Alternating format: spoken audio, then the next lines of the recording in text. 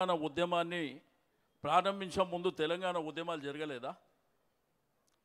1969లో జరగలేదా? మరి ఎందుకు సాకారం కాలే? ఎందుకు రాష్ట్రంగా ఏర్పడలే? 1972 సంవత్సరంలో చెన్నారెడ్డి గారు తెలంగాణ ప్రజా సమితి అనే పార్టీ కూడా పెట్టిండు. 11 10 మంది ఎంపీలు కూడా గెలిచారు. ఎందుకు సాకారం కాలే? వాళ్ళల్లో చిత్తశుద్ధి లేదు. ఎప్పుడు చూసినా ఢిల్లీకి అమ్ముడుపోయినటువంటి నాయకులే తెలంగాణ ఉద్యమాన్ని నడిపించారు. కానీ చాలామంది విద్యార్థులు కానివ్వండి, యువకులు కానివ్వండి, ఆ రోజు ప్రధానమైనటువంటి పోరాటంలో నిలిచిన వాళ్ళు ఆ నాయకులను నమ్మి మోసపోయి అమరులైన. కానీ కేసీఆర్ గారు నికారుగా నిలబడి కొట్లాడినటువంటి వ్యక్తి. 2001లో మూమెంట్ని స్టార్ట్ చేసినప్పుడు మనం గాంధీ మార్గంలో వెళ్ళాలి, హింసకు తావు లేకుండా అహింసా మార్గంలో వెళ్ళాలని ఆయన తీసుకున్నటువంటి కార్యక్రమాలన్నీ ఎక్కడ తీసుకున్నా కానీ మీకు సకల జనుల సమ్మె తీసుకోవచ్చు, వంట వార్పు తీసుకోవచ్చు, సడక్ బంద్ తీసుకోవచ్చు, జైల్ బరువు తీసుకోవచ్చు. ఇట్లా ప్రజల్ని చైతన్యవంతం చేశాడు. మరి ప్రధానమైనటువంటి రాజకీయ పార్టీలు ఆ రోజుల్లో Telugu Desam party, Congress party, BJP పార్టీని కూడా సచ్చినట్టు ఆ ఉద్యమానికి వచ్చేటట్టు ప్రయత్నం చేశాడు. అంటే దేశాన్ని ఆకర్షించాలి, కేంద్ర ప్రభుత్వం మెడలు వంచాలి, తద్వారా మన రాష్ట్రాన్ని మనం సాధించుకోవాలి. ఎందుకంటే ఆ రోజుల్లో గోస తెలుసు, నీళ్ళ గోస, కరెంటు గోస తెలుసు, ఉద్యోగాల గోస తెలుసు. చెరువు ఉంటుంది కానీ చెరువులో నీళ్లు లేవు. పంట పండించుకోవాలంటే నేను మాట్లాడుతుంది, నువ్వు మాట్లాడినప్పుడు నేను కూడా ఏం మాట్లాడు, నీకు కూడా అక్కడ ఉపయోగపడుతుంది. అయితే మరి కరెంటు లేక గ్రామాలలో కులవృత్తులు ధ్వంసమైనటువంటి సందర్భంలో వారందరినీ ఒక తాటి మీదకి తీసుకొచ్చి కాంగ్రెస్, బీజేపీ, తెలుగుదేశం పార్టీ కూడా సచ్చినట్టు జై తెలంగాణ అనే పరిస్థితి తీసుకొచ్చి రాష్ట్రాన్ని సాధించింది తెలుసు. అంటే ఓ రాష్ట్రం సాధించడం అనేది మామూలు విషయం కాదు. లాస్ట్కి వస్తే కేసీఆర్ చచ్చుడో తెలంగాణ వచ్చుడో అని. ఖమ్మం జైలు అలుగునూరి చౌరస్తా నుంచి వారిని అరెస్టు చేసి ఖమ్మం తీసుకుపోయి ఖమ్మం జైల్లో పెట్టి అక్కడి నుంచి నిజాం కాలేజ్. కానీ కొంతమంది నిన్న మొన్న మాట్లాడే మూర్ఖులకు చరిత్ర తెలియదు. ఎట్లా మూర్ఖంగా మాట్లాడుతున్నారంటే, బిడ్డ మీ ఉన్న పదవులే కేసీఆర్ పుణ్యంరా బిడ్డ, అది గుర్తుపెట్టుకోండి. ఈరోజు ఈ ప్రభుత్వం ఉంది, దాని మీద గద్దెనెక్కినటువంటి నాయకులు అంటే అది కేసీఆర్ భిక్షరా నా బిడ్డ, గుర్తుపెట్టుకోండి. నిన్న మొన్న చరిత్ర లేకుండా మాట్లాడుతున్నటువంటి వాళ్ళు మీ గుండె మీద చేతులు వేసుకోండి. ఈరోజు సెక్రటరియట్ బాగాలేదు, ఇక్కడ ఉన్న కమాండ్ కంట్రోల్ బాగాలేదు, ముఖ్యమంత్రి గారి ఇల్లు కూడా బాగాలేదు అన్నటువంటి మూర్ఖుల రాడ ఎందుకు కూర్చుంటుర్రా మీరు? ఒక్కసారి చెప్పవలసినటువంటి అవసరం ఉంది. అవి పనికిరాని అయితే దాంట్లో పోయి ఎందుకు కూర్చుంటురు మీరు? చరిత్ర అంటే చెరిగిపోయినటువంటి చరిత్ర ఈ రాష్ట్రంలో ఉంది. 125 సంవత్సరాలు, 125 ఎత్తుల భారత రాజ్యాంగ నిర్మాత అయినటువంటి అంబేద్కర్ గారి విగ్రహాన్ని స్థాపించినటువంటి చరిత్ర కేసీఆర్ గారిది. హైదరాబాద్లో ఒక ఇల్లు కట్టనోడు ఇందిరమ్మ ఇల్లు అంటాడు. ఆ రోజు కట్టిన డబల్ బెడ్రూమ్లే మీకు గత అవుతున్నాయి కదరా బిడ్డ, అది గుర్తుపెట్టుకోవాల్సినటువంటి అవసరం ఉంది. ఆ రోజు మనం అన్నాన్ని ఏమంటాం? రాష్ట్రంలో అన్నపూర్ణ అని చెప్పి పిలుస్తాం. ఇది మన సాంప్రదాయం, మన చరిత్ర. కానీ ఒక్క అన్నపూర్ణ క్యాంటీన్ కూడా పెట్టలే, కానీ ఇందిరమ్మ క్యాంటీన్ అని పెట్టిరు సిగ్గు లేకుండా. ఇది గుర్తుపెట్టుకోవాల్సినటువంటి అవసరం ఉంది. ఆ రోజు కేసీఆర్ గారు గ్రామీణ ప్రాంతంలో నీళ్లు లేక కరెంటు లేక, పండించినటువంటి పంటకు గిట్టుబాటు లేక, మన తెలంగాణ గ్రామంలో పుట్టినటువంటి బతుకమ్మ గట్టు మీద కూర్చొని బతుకమ్మ పాట పాడుకు మా గోస ఏందని భారతదేశంలో ఈ తెలంగాణలో పుట్టినటువంటి బతుకమ్మ చీరే అని పెట్టిండు ఆయన.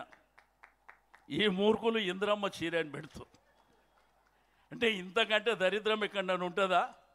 ఈడ తెలంగాణ గ్రామంలో పుట్టిన బతుకమ్మ మరి ఫ్లైట్లో బతుకమ్మ ఆడే పరిస్థితికి వచ్చింది, ప్రపంచంలో బతుకమ్మ ఆడే పరిస్థితికి వచ్చింది. అటువంటి చరిత్ర ఉన్నటువంటి ఈ నేల మీద, ఈ భూమి మీద ఈ రాష్ట్రాన్ని సాధించడానికి తన ప్రాణాలు సైతం పణంగా పెట్టినటువంటి కేసీఆర్ గారు ఈరోజు కొంతమంది మూర్ఖులు ఏది పడితే అది మాట్లాడుతున్నారు.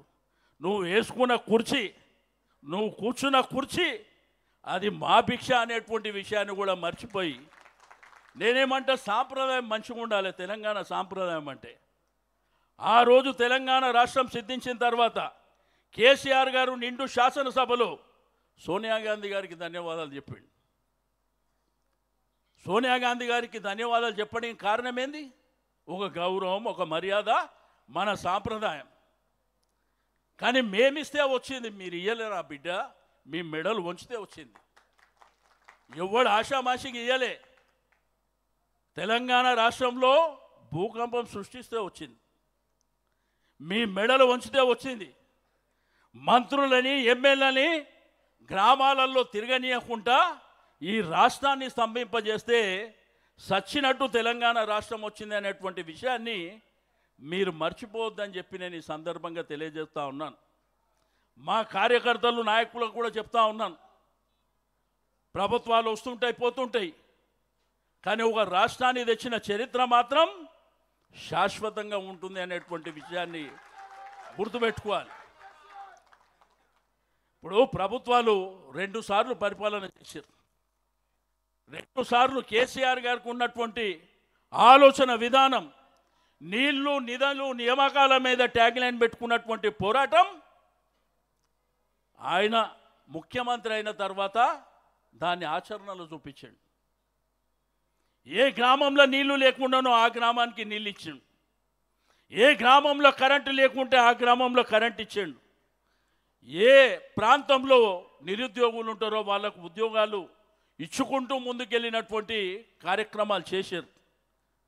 ఈరోజు గ్రామీణ ఆర్థిక వ్యవస్థ బలోపేతం కావాలని కులవృత్తులను పెంపొందించినటువంటి చరిత్ర కేసీఆర్ గారిది.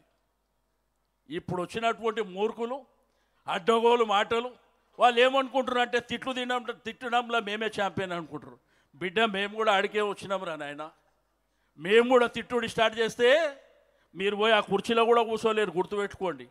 మాకు ఒక మర్యాద, సంస్కారం ఉన్నది కాబట్టి మేము బాధ్యతగా మాట్లాడుతున్నాం అనేటువంటి విషయాన్ని నేను ఈ సందర్భంగా తెలియజేస్తూ ఉన్నాను. కాబట్టి కార్యకర్తలకు, నాయకులకు ఒకటే నేను చెప్పేది, అధైర్యపడుతూ ధైర్యంగా ముందుకెళ్ళాలి. 2001లో ఒక రాష్ట్రాని కోసం పోరాటం చేసినటువంటి కేసీఆర్ గారు అధైర్యపడినుంటే, 14 సంవత్సరాల వరకు పోరాటం చేయకపోయినుంటే ఈ రాష్ట్రం వస్తుండేనా? కాబట్టి నీళ్ళేవే పాలేందో ఈరోజు ప్రజలకు అర్థమైంది.